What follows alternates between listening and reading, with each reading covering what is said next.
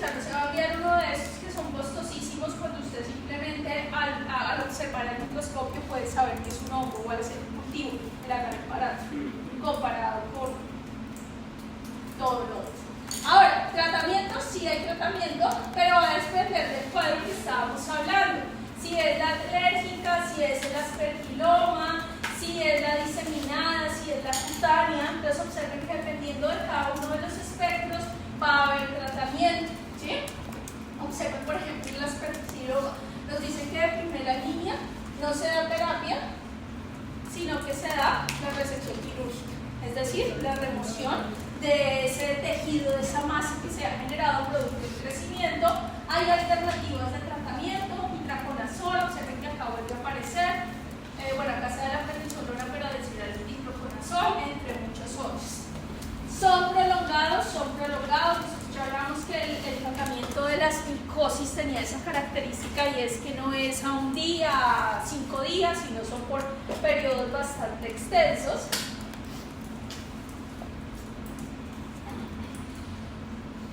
Y ahora, va a depender del tratamiento disponible, pero resulta que la evolución y el desenlace en el individuo depende mucho de las características de los hospederos. Ya hemos hablado que dependiendo del hospedero la enfermedad va a cursar de una forma en especial. De la especie que estamos hablando de Aspergillus, pero también del ambiente, de cómo en el pulmón va a haber XPH, concentraciones de ciertos productos o de ciertos iones como calcio, el hierro, dependiendo si están enriquecidos o no, va a hacer que el tratamiento se responda de una forma más eficiente. Aspergillus depende en gran medida del hierro y sobre todo el pH para que el crecimiento se dé y la respuesta al medicamento también. Y obviamente algo que ya hemos mencionado en repetidas oportunidades, el microbioma del hospedero como un factor determinante para que el tratamiento efectivamente funcione o no en cada individuo. ¿Preguntas?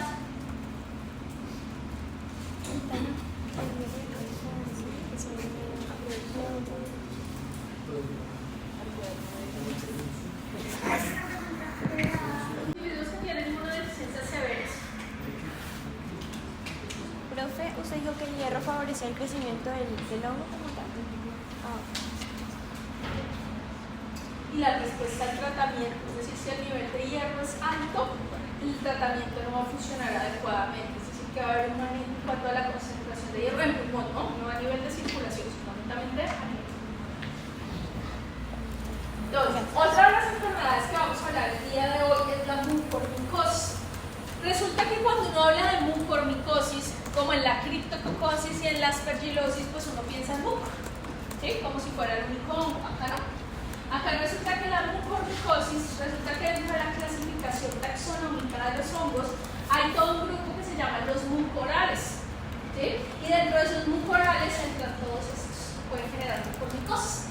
Rhizopus, mocor, rhizomucor, Cinephilastrum, entre muchos otros. Entonces acá no hay un solo agente, sino que de manera general nos vamos a referir como mucormicosis. ¿Listo? Característica de los mucorales es que van a tener igual un micelio vegetativo, ¿cierto? Ya la herencia.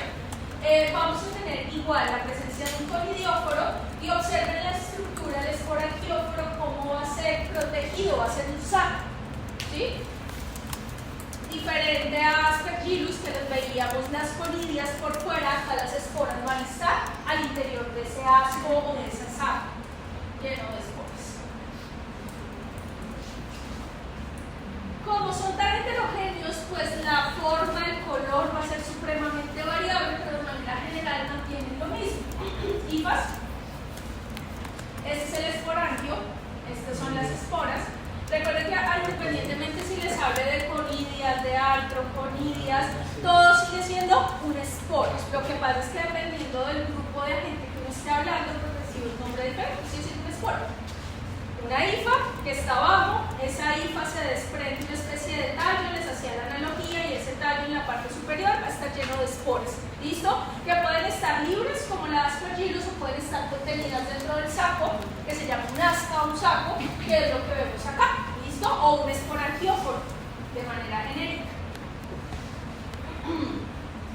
¿Qué es lo que tenemos acá? Estas son las hifas Este es el esporangióforo, esta es la columela, y acá le se llama versículo, se llama columela, pero tiene la misma función, y acá vamos a tener las esporangiosporas dentro del esporangio, que es esta bolsita de la cosa, que es lo mismo que vemos acá. Pareciera como si tuvieran raíces, ¿sí ven? Están en un solo punto.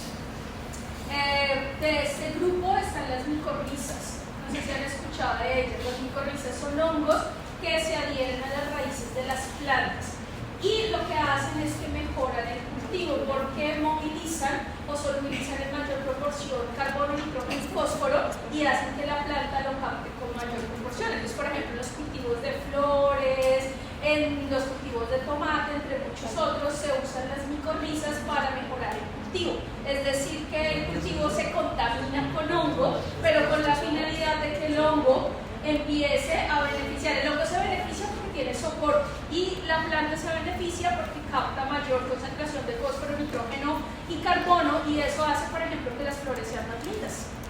¿Sí? Las flores que son tipo exportación, las rosas, siempre tienen manejo biológico por los micorales. Entonces, ¿qué es lo que tenemos? Observen que acá, diferente a lo que veíamos para Aspergillus, las hifas no son septadas, ¿sí? Entonces, diferencia de una, hifas septadas veíamos en la parte anterior, en estas son hifas no septadas, que también las llamamos hifas covenocíticas, cuando están así continuas. La hifa, el esporangióforo de arriba, la estructura o el saco cargado con las esporas. Saprófito lo encontramos en el medio exterior, se moviliza la espora y lo que vamos a tener es que automáticamente llega y va a desarrollar el cuerpo covenocítico, la hifa covenocítica de la estructura del árbol. ¿Cuál es la distribución? Si ustedes observan, no solo de las micóticas, sino en especial de las mucorales, es decir, de mucormicosas, que son las que tenemos en esta columna. Viene India en primer lugar, Pakistán, Nigeria, digamos que cerca a nosotros, Brasil, ¿sí? México, Colombia aparece por acá, pero digamos que el consolidado grande se lo lleva la India. Además, es una enfermedad, van a ver en las imágenes, el hongo es negro, o sea, el crecimiento del micelio es negro. Y cuando infecta el tejido se pone negro, porque da esa coloración, esa pigmentación. Entonces, importante es que debe haber algo preexistente en el individuo que lo predisponga al desarrollo de la enfermedad, alguna comorbilidad, trasplantes, algún tipo de enfermedad como cáncer, ¿cierto? Terapias con diferentes medicamentos, estancias prolongadas en UCI o el intrahospitalaria, terapias inmunosupresoras, ¿cierto? La diabetes, entonces acá vuelven y aparecen las comorbilidades. En todas estas, bueno, sí, Aspergillus también. Cuando hice la revisión de casos, al correo les voy a enviar unos casos clínicos que me parecieron bastante interesantes, donde ustedes pueden ver pues el escenario general del paciente. Vienen con COVID. Es decir, que son enfermedades obviamente oportunistas que siempre han estado ahí, pero que gracias a la pandemia se han disparado. Y ahora el reporte de casos pues es mayor asociados a esto. Entonces, este es el número de casos de mucormicosis pulmonar. Observen cómo hacen esta distribución a lo largo de las décadas antes del 2000, 2000 a 2009, 2010 a 2020, y cómo se incrementa el número de casos de mucormicosis. Esto lleva todo 2020, es decir, la primera parte de la pandemia, que es lo que vemos acá, porque es un artículo de 2021. Y observen cómo el número de casos pulmonares tiende a incrementarse por la susceptibilidad de los individuos. Entonces vamos a tener en esta diferencia, nos hacen pacientes no COVID versus pacientes COVID, donde puede haber la enfermedad o la mucormicosis cerebral, pulmonar, cutánea o a nivel de, es muy común tanto en Aspergillus como en mucor, diferente a lo que veíamos para criptococo, donde automáticamente respiramos la espora y va a bajar al pulmón, ¿cierto? Y en pulmón vamos a tener todo el cuadro. Acá no, acá vamos a tener que va a haber una aparición a nivel de sinusoides, se va a empezar a quedar y vamos a tener consolidación de cuadro también, ¿sí? No necesariamente la llegada directa. disparan.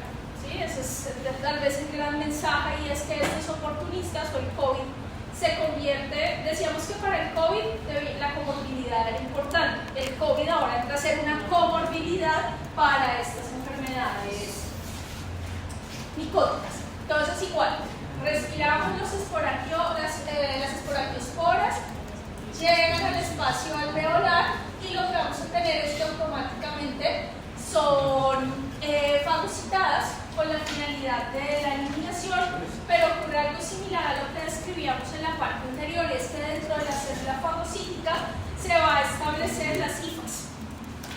Se fagocita la espora, pero la espora no se queda siendo espora. La espora dentro de la célula fagocítica da origen a la hifa. Y observen cómo la hifa prácticamente que nace de la célula fagocítica y empieza la invasión, el crecimiento, y empieza a generar el daño en el tejido. Entonces acá lo que tenemos igual es el crecimiento del hongo, y es un hongo que, si bien ingresa por vía aérea, no significa que solo se va a quedar en el pulmón. Puede llegar a cualquier localización. Entonces acá ya tenemos una única presentación, tal vez como si lo veíamos en Aspergillus, que los cuadros más característicos son los cuadros pulmonares. No, acá vamos a tener que va a haber una presentación un poco más amplia, que son estas 5 formas principalmente. Perdón.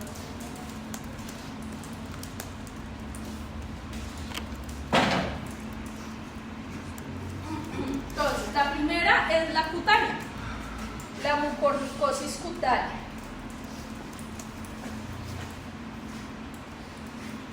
Que es la imagen que vemos en la parte superior.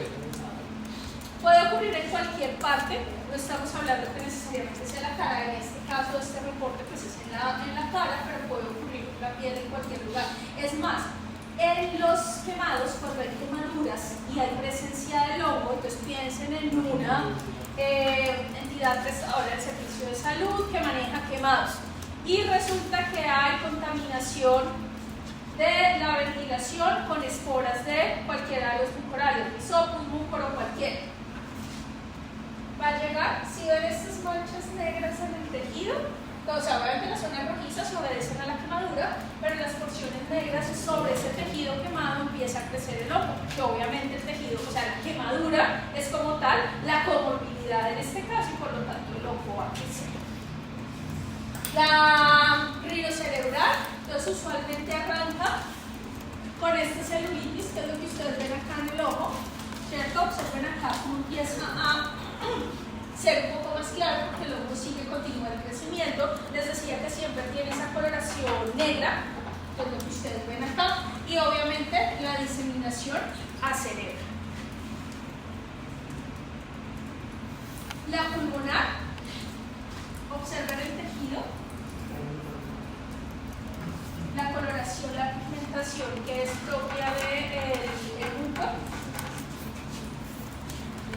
el crecimiento, y lo que vemos al interior son las hifas.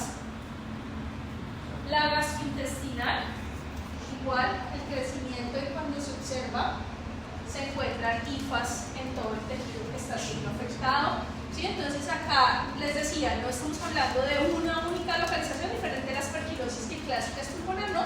Y pues la diseminada, le puede ocurrir todo aquí. ¿Listo?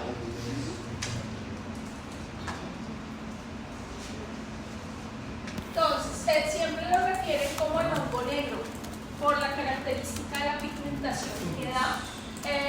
La fiebre, dolor de cabeza, tos, la falta en la respiración, vómitos pueden haber, observen que vienen ya con sangre, sobre todo las gastrointestinales.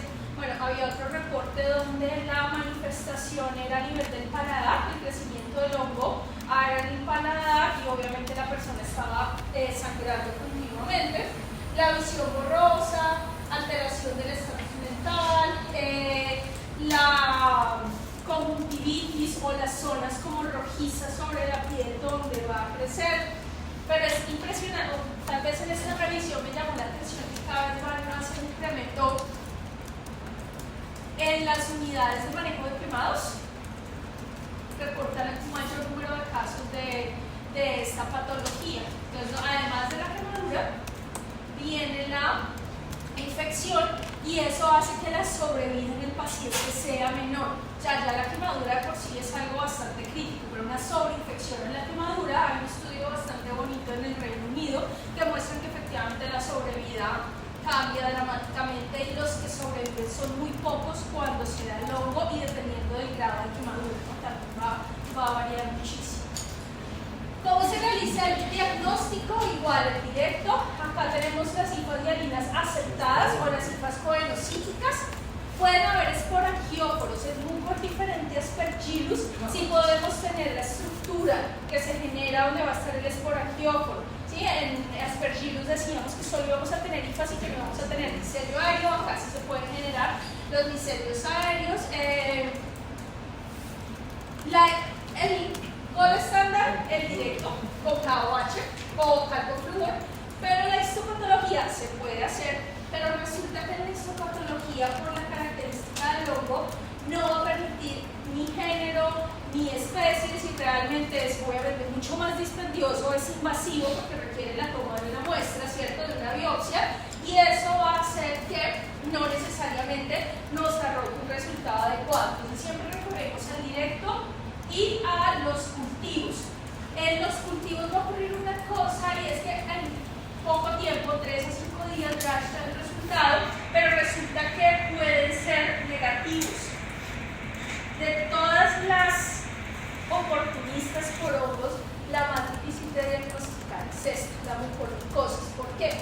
Porque la concentración del hongo es variable y sumado a eso, digamos que la forma de uno expandir o ampliar esa carga del hongo es el cultivo. Usted puede tener un conidio, una hifa, pero al cultivarlo, pues eso se va a incrementar y se hace visible. Pero como los cultivos son comúnmente negativos, pues no necesariamente el diagnóstico va a ser de una forma fácil. Y viene otro problema sumado a eso, y es que si bien hay técnicas como el isoinmunólogo, observen lo que dice, es la especificidad y la sensibilidad es supremamente baja, y sumado a eso hace reacción cruzada con cándida. Y cándida ya dijimos que todos teníamos cándida, ¿cierto? Entonces de entrada va a dar positivo, ¿sí? Y con Aspergillus. Entonces eso hace que sea bastante dispendioso el diagnóstico por este agente. Hay PCR, con la PCR ocurre algo muy particular y si ustedes recuerdan en la parte inicial les decía que cuando estábamos hablando de un género y una especie, estábamos hablando de una familia, es decir, de un clado, y de ese clado salen una cantidad de agentes. Por lo tanto, encontrar un gen que sea común a todos y que pueda decir es una mucormicosis porque pertenece a los mucorales es muy difícil para hacer diagnóstico, ¿sí? Entonces, por eso les decía que de todas, esta tal vez es la más compleja. Tratamiento, sí. Primera línea, fotericina. Entonces acá hay tratamiento, se usa, funciona.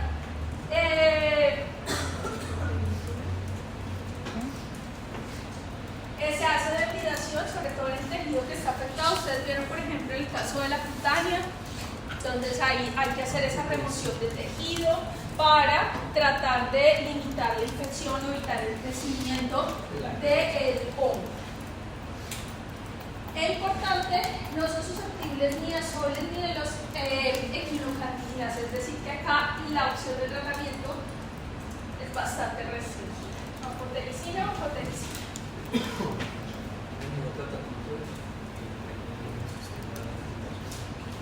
Sí, realmente es súper importante.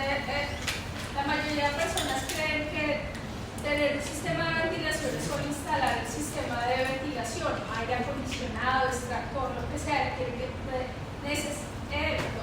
resulta que eso requiere un mantenimiento continuo, y es que el mantenimiento no continuo pues permite la acumulación de todo eso es húmedo por dentro, y la humedad trae hongos, y los hongos van a crecer ahí, y al prender el aire, ¿qué se va a movilizar? Todas las esporas, ¿sí? Y no solo esporas, ácaros, cualquier cantidad de cosas.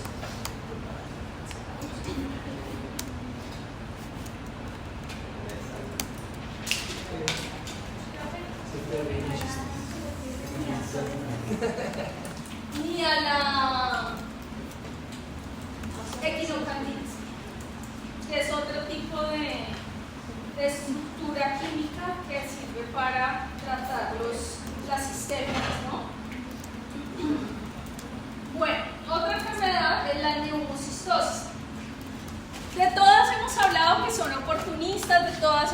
consideraba pacientes con VIH, pero la reina de las oportunistas en los pacientes con VIH es la neumocistosis y el neumocistis girovesi, ¿sí?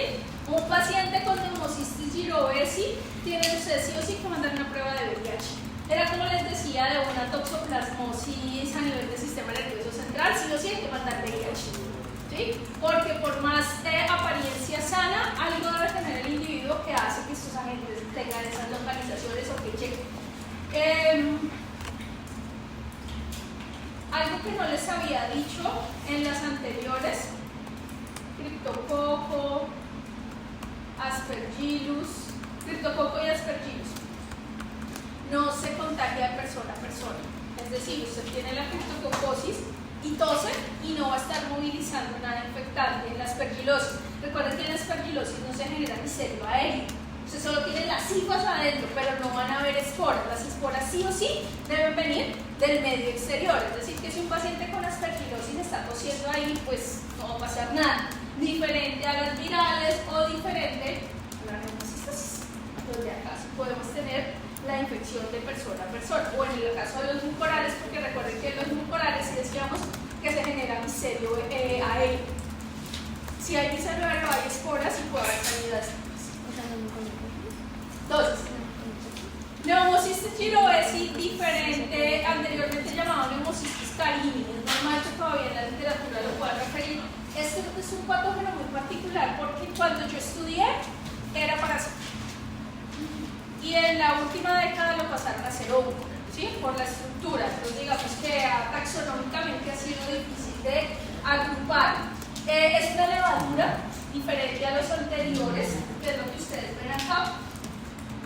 Levaduritas, esto es un asco cargado de ascosporas.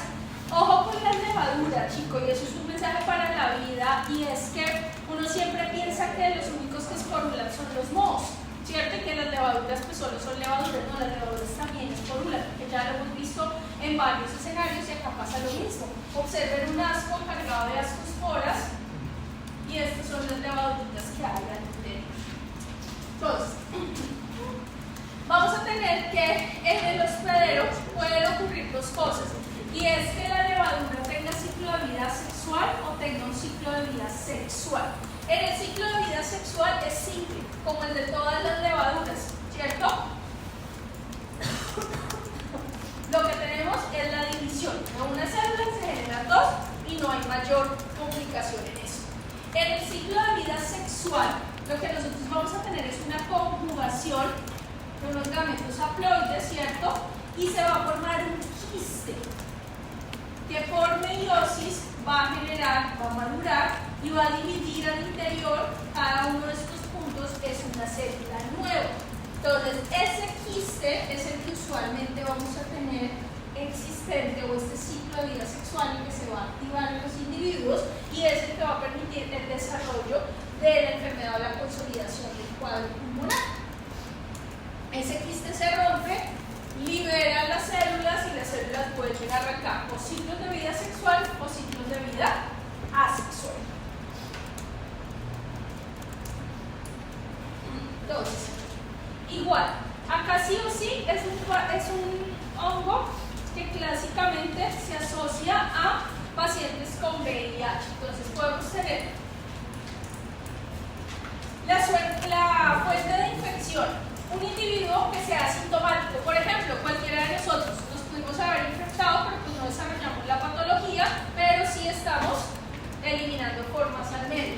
O ya un paciente con enfermedad existente, ¿cierto? Que es la neumocistosis por girovesi. ¿Qué va a ocurrir? Que va a llegar a la persona que se expone. ¿Cuál es la forma infectante? Van a ser las ascas cargadas o el quiste que viene cargado con cada una de las celulitas.